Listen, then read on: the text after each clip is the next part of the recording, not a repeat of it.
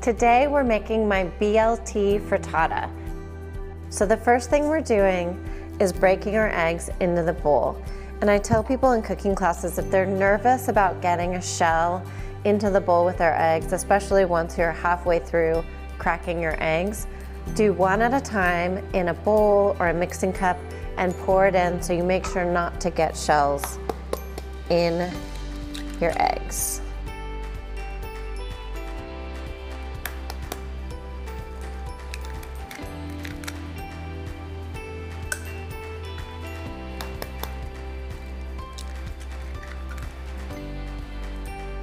We're gonna whisk up our eggs until they're all incorporated and there are no bits of yellow or white separated.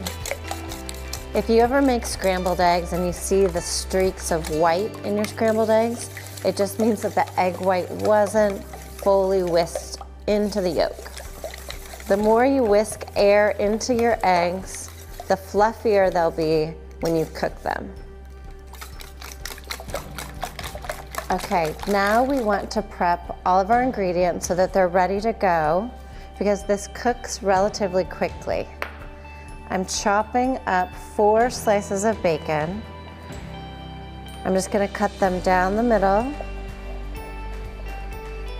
and then again into smaller bite-sized pieces. And when we saute the bacon in the pan, it's actually the cooking fat that we're using to cook our eggs. So this is the first thing that will go in our pan once it warms up. I like to look for bacon that's sugar-free and it keeps the sugar out of your food and just adds flavor from the bacon. I'm also using 2 garlic cloves. It should be about a tablespoon. Cut off both ends of the garlic clove and use the thick part of your knife blade to smash the garlic. So it's ready to go. When you prepare all of your ingredients for a recipe, it's called mise en place, which means everything in place. And it makes cooking so much more seamless. The next thing we need to do is cut our onion. It's just half an onion, and we're gonna cut horizontal and vertical slices. Keep your fingers lightly on top and cut almost all the way to the back, and then slices vertically from the top. The closer the slices are together, the finer your dice will be.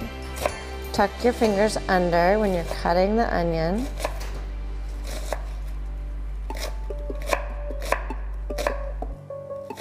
The spinach will cook way down quickly, so there's no need to chop that up, but you do want to cut your tomatoes in half. So we'll just cut these from top to bottom in half.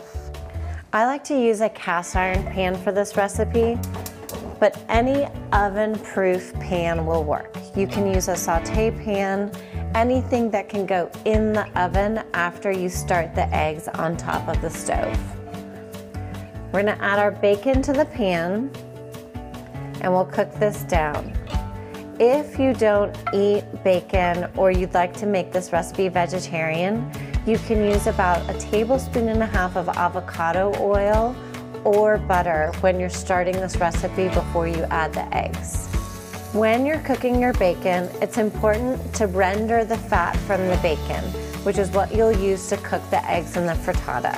So that means to cook it until the bacon just melts into the pan. And these bits of white will release the cooking fat that we'll use for our frittata.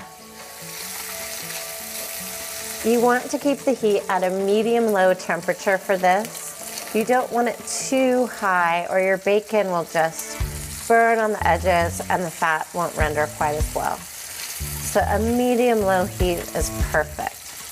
So the bacon is ready to add the onions. It should be slightly crispy around the edges and most of the white in the bacon should be cooked down. So we'll add our onions.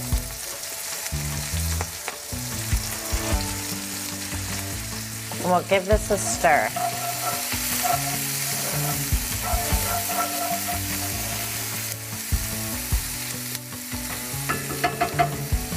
The onions should lose their solid white color and get a little opaque and clear before you add the garlic.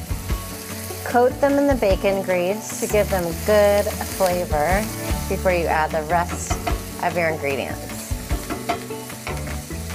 I'm adding our garlic and we'll give that a quick stir. Soon after you add the garlic, you can add the rest of your vegetable ingredients, your tomatoes and your spinach, and give these a quick stir. You don't need to stir these too much. The spinach will wilt the second the eggs hit the pan. Whisk up more time before you add them, and just pour them in.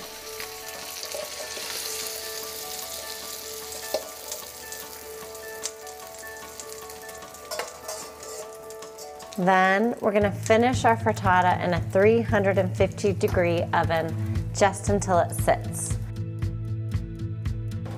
I like to cook the frittata in the top of my oven because it cooks quickly from the heat that way. It's gonna be finished before you know it. I like to serve frittatas with a tangy salad on the side, and the vinaigrette just adds a nice complement to creamy eggs.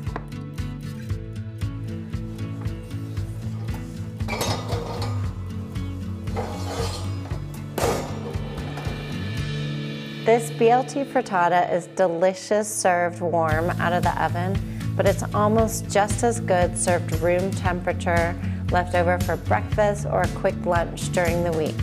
I hope you enjoy this recipe as much as I do.